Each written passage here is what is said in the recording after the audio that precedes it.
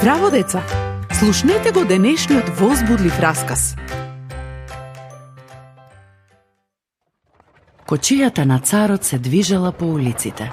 Завесите биле собрани, а прозорците отворени. Љубопитно луѓето гледале да видат што ќе се случи. Царски гласници во Лодевар? Каква сензација! Кого посетуваат? Може би градоначалникот? Биле многу изненадени кога големата кочија застанала токму пред куќата во која живеел Мемфивостеј. Царот Давид го поканил Мемфивостеј. Тој одвај можел да поверува. Тој, сакатиот, отфрлениот, добил покана од царот. Тоа сигурно е прекрасно. Не треба да бидеш љубоморен. И ти си поканет. Праведниот цар, кој е вечен, те кани. Исус, царот на царевите, направи како Мемфивостеј и прифати ја поканата, дури и кога не си некоја важна личност или кога се чувствуваш беззначаен. Сакатото момче било донесено кај царот. Мемфивостеј, не плаши се. Сакам да ти покажам љубезност. Но не го заслужувам тоа. Ти давам земја. Моите слуги ќе ја посеат и ќе ја ожнеат.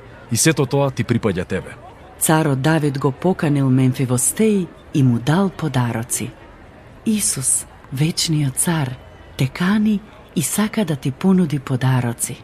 Неговите подароци се непроценливи. Проштавање, радост, мир, вечен живот. Не можам ни да набројам се. Дојди кај Исус и биди благословен од него. Мемфивостеј никогаш не зажалил што е прифатил поканата на царот и неговата љубезност. Најдоброто допрва доаѓало. Мемфивостеј, сакам да дојдеш да живееш со мене. Исто како со Исус, невидливиот цар. Тој не сака да го посетуваш само во недела, туку секој ден. Го сакаш ли и ти тоа? Секогаш да бидеш со него во твоето срце и мисли? Исус добро ќе управува во твојот живот. Не знам подобар цар од него.